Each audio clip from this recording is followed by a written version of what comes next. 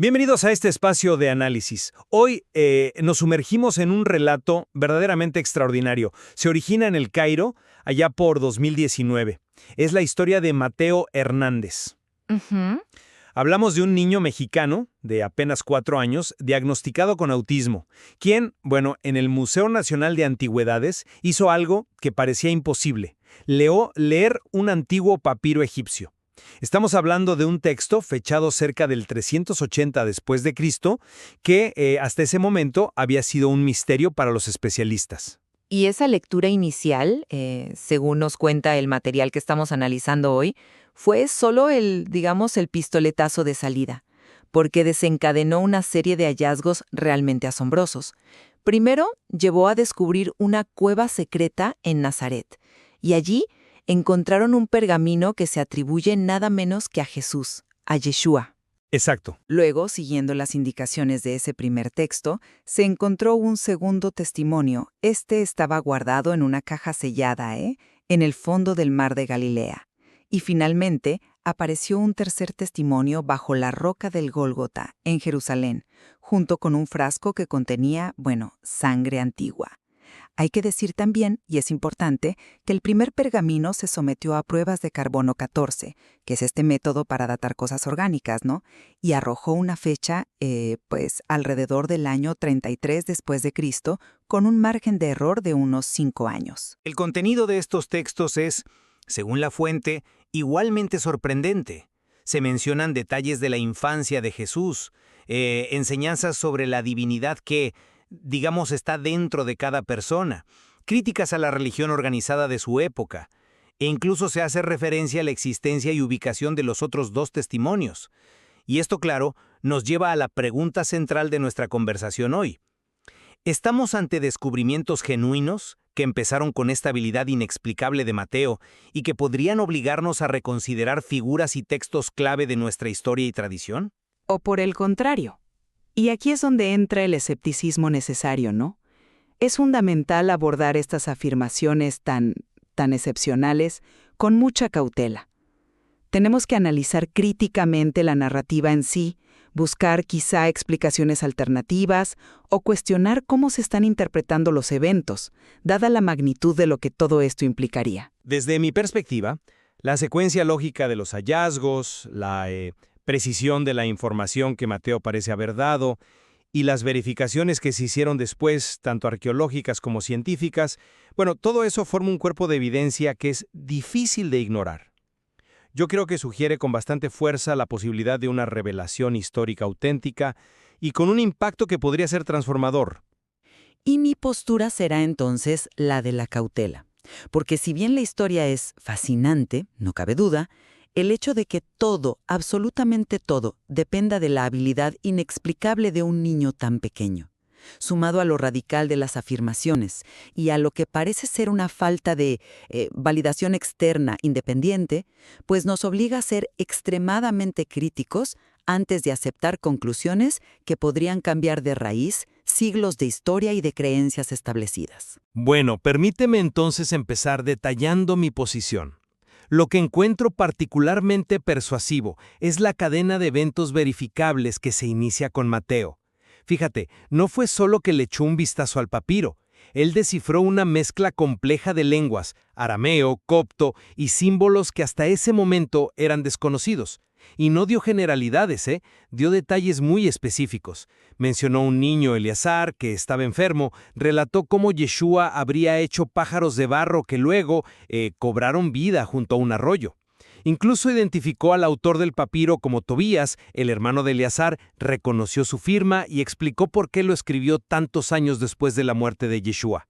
A ver, sí, algunos elementos pueden recordar a relatos apócrifos, esos escritos que quedaron fuera del canon bíblico, pero la información del papiro, según la lectura de Mateo, aportaba detalles nuevos y muy concretos. Entiendo el atractivo de esa secuencia, claro, pero justamente ahí está el núcleo del problema para mí. Toda esta cadena de descubrimientos tan extraordinarios pende de un hilo inicial: la supuesta capacidad de un niño de 4 años para leer lenguas antiguas y códigos privados sin haberlos aprendido nunca. El relato lo presenta casi como un hecho. Él dice: las letras me hablan, pero no parece haber un esfuerzo riguroso dentro de la propia narrativa por explorar o descartar explicaciones más convencionales, aunque sigan siendo inusuales. Por ejemplo, ¿se consideró la criptomnesia? O sea, que recuerdos olvidados salgan a la luz sin que uno se dé cuenta de que son recuerdos. ¿O alguna forma de sugestión, quizás muy sutil por parte de los adultos que estaban allí, comprensiblemente asombrados por el niño? La base misma de todo esto es tan excepcional que desde una perspectiva metodológica seria resulta inherentemente problemática por su singularidad. No podemos simplemente aceptar un fenómeno así sin cuestionarlo a fondo. No. Comprendo la reserva ante lo inexplicable del origen, claro que sí, pero yo argumentaría que la habilidad de Mateo se valida precisamente a través de sus resultados concretos y verificables en el mundo real.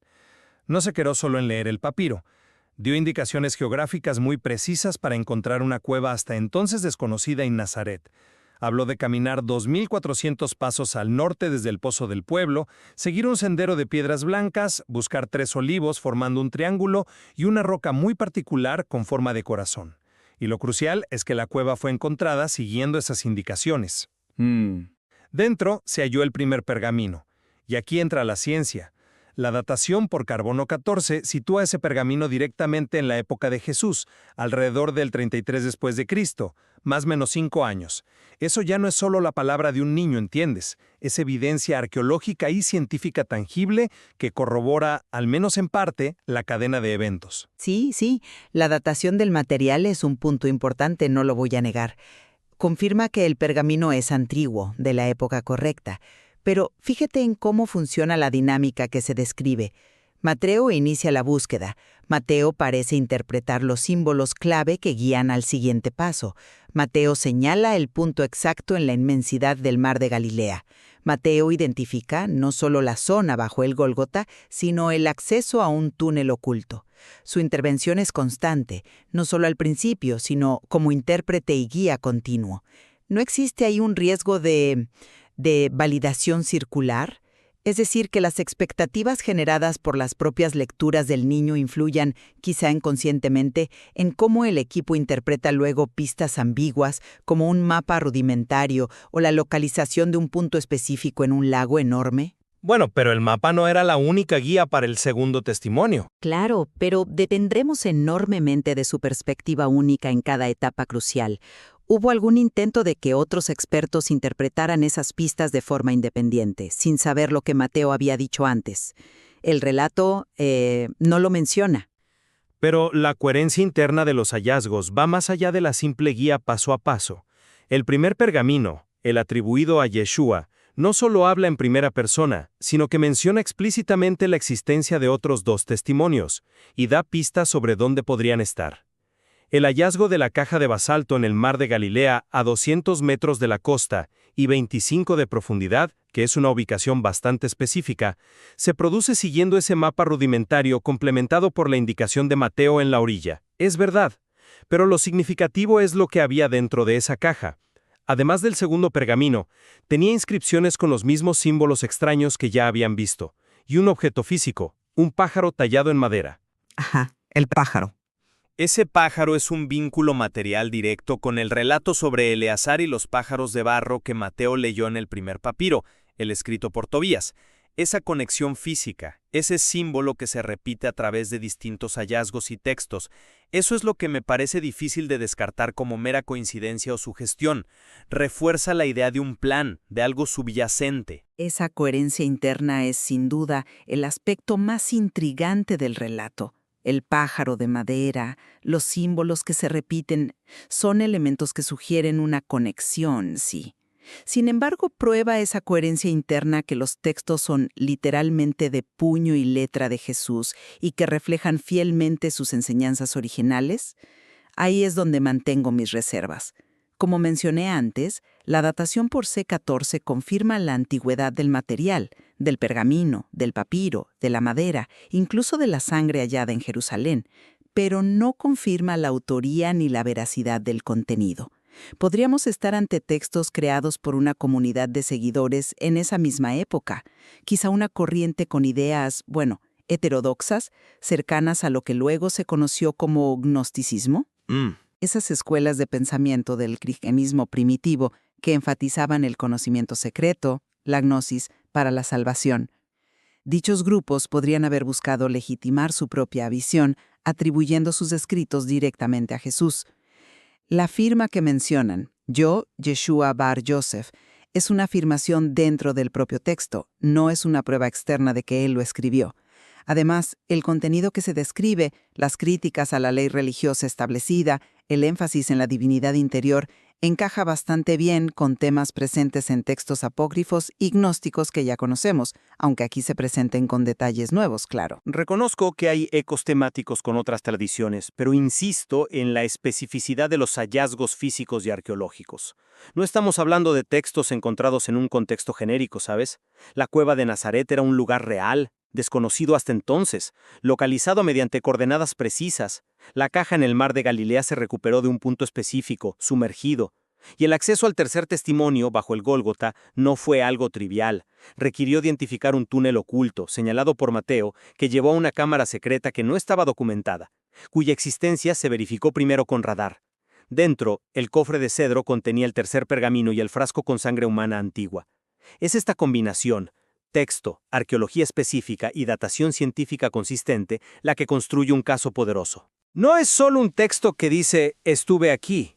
Es un texto encontrado aquí, en un lugar improbable, junto con otros elementos coherentes y el material data de la época correcta. Eso argumenta en contra de una simple falsificación antigua o una colección dispersa de escritos atribuidos sin más. Y es precisamente la magnitud de esas implicaciones lo que me obliga a exigir un listón probatorio mucho más alto. Si estos hallazgos fueran ciertos, estaríamos hablando de reescribir aspectos fundamentales no solo del cristianismo, sino también del judaísmo, como sugiere la reacción del rabino que se menciona en el material. Cambiar 2 milenios de comprensión doctrinal basado en una cadena de eventos iniciada por un niño con una habilidad paranormal no explicada es pedir muchísimo desde el punto de vista del rigor histórico y científico. El propio relato menciona un detalle que, para mí, es revelador. El equipo, ya cautivado por la habilidad inicial de Mateo, empezó a interpretar símbolos en los artefactos que previamente habían considerado decorativos o dañados. ¿No es eso una señal clarísima de un posible sesgo de confirmación? O sea, empezar a ver lo que uno espera o desea ver. Bueno, pero reinterpretaron a la luz de nueva información. Quizás. Pero además, toda la narrativa parece centrarse exclusivamente en el equipo directamente involucrado con Mateo. No se habla de una revisión por pares independiente, de expertos externos que examinen la metodología de la búsqueda, los artefactos, los textos y, sobre todo, que evalúen la habilidad de Mateo bajo condiciones controladas, rigurosas. Sin esa validación externa, basar una revolución teológica e histórica en esta historia resulta metodológicamente muy cuestionable. Pero la verificación, yo argumentaría, no vino de un laboratorio abstracto, sino de la realidad misma. La habilidad de Mateo no se midió con test psicológicos, sino que se puso a prueba repetidamente encontrando lugares y objetos reales. Él leyó lo que parecía ser un código privado, la firma de Tobías. Interpretó símbolos en artefactos físicos, la caja de basalto, las paredes de la cueva, que resultaron ser coherentes entre sí. Identificó ubicaciones geográficas únicas que llevaron al descubrimiento de artefactos datables científicamente. Es una forma de validación empírica, aunque el mecanismo de fondo siga siendo un misterio. Y si aceptamos, aunque sea hipotéticamente, la autenticidad, entonces el contenido de los textos adquiere un peso enorme. Presentan una visión de Jesús quizá más íntima, mística, universalista, esa idea de que todos somos divinos, que pudo haber sido deliberadamente ocultada o suprimida por corrientes posteriores. Las propias advertencias encontradas en los textos sobre la necesidad de esconderlos y esperar a generaciones futuras o a alguien que pudiera leer sin haber aprendido, como supuestamente dijo Mateo, que indicaban, pues encajarían con esta idea de una verdad preservada, esperando el momento adecuado para salir a la luz. Esa idea de que los textos estaban escritos para alguien como él, como supuestamente Mateo interpretó que Yeshua anticipaba, es precisamente uno de los elementos que me genera más escepticismo desde una perspectiva histórico-crítica. Introduce una capa casi profética de predestinación que hace que la historia sea muy ascriptariana, autocontenida y difícil de refutar desde fuera, pero al mismo tiempo la aleja de los estándares de evidencia que normalmente exigiríamos para afirmaciones mucho menos trascendentales. Antes de aceptar como histórica la imagen de un Jesús que critica la religión organizada, enfatiza la divinidad interior y oculta estratégicamente testimonios clave para el futuro, todo basado en la lectura inicial de un niño con una habilidad inexplicable.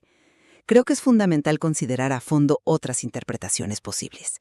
Podría ser una alegoría antigua muy elaborada, una ficción fundacional creada por un grupo específico. Incluso no podemos descartar, sin un análisis más profundo, la posibilidad de un fraude complejo, ya sea antiguo o moderno.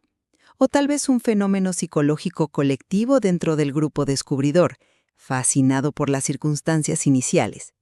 La vara de la prueba para afirmaciones extraordinarias debe ser extraordinariamente alta. Para resumir mi postura, entonces, la secuencia de descubrimientos interconectados, el papiro inicial descifrado, la cueva hallada con coordenadas precisas, los 3 testimonios encontrados en ubicaciones específicas y verificadas arqueológicamente, los artefactos asociados como el pájaro de madera y la datación científica que sitúa al menos el primer pergamino en la época misma de Jesús, todo ello impulsado por la precisión inexplicable, pero demostrada en la práctica, de Mateo. Bueno, todo eso conforma un argumento sólido.